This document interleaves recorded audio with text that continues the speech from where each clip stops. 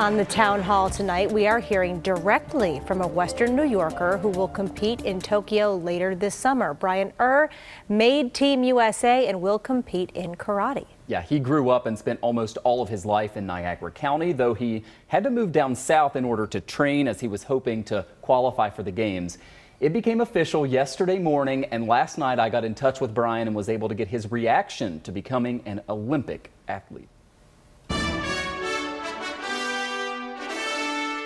For Western New York's newest Olympic athlete, Brian Irr, the trek to Tokyo has been more than 2 decades in the making. The Newfane native started karate at a gym in Lockport at the age of 8.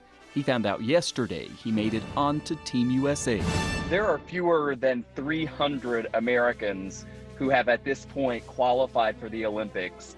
To be one of those few people, what went through your mind the moment that you knew you were going to Tokyo? Mostly it was a relief, honestly, because sitting on the edge of my seat waiting, and they had said sometime next week. So thankful that I didn't have to keep waiting, but just like that sweet relief of finally getting the official confirmation, not just the unofficial rumors that are going about.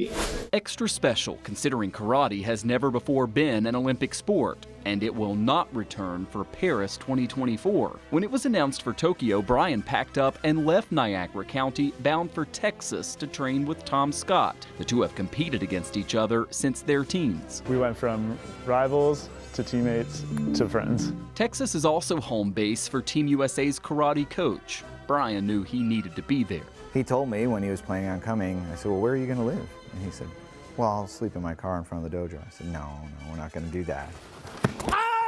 For years, Brian has trained and competed as part of the long qualification process. It paid off. The news spreading quickly to his hometown, the Newfane Alumni Association, beyond Panther proud of his amazing accomplishment. Your reaction to just the fan base that is now kind of going to swell over the next couple of months?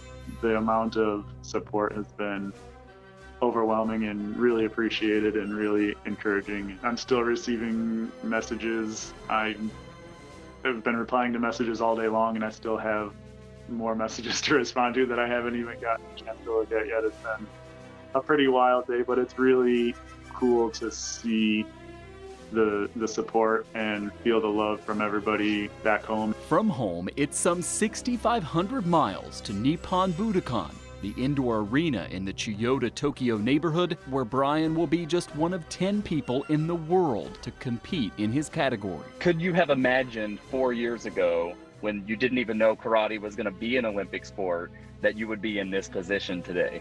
I hoped for it, like, oh, that's pretty cool. I'm going to go for it. We'll see what happens. Did I really believe that I would be here at that time? I can't honestly say yes to that. It was more one of those things, like, my attitude towards it was I'm going to do the best I can with what I got, and I'm going to try to set myself up for success as much as possible. The goal is pretty obvious. Hopefully I can make it on the podium.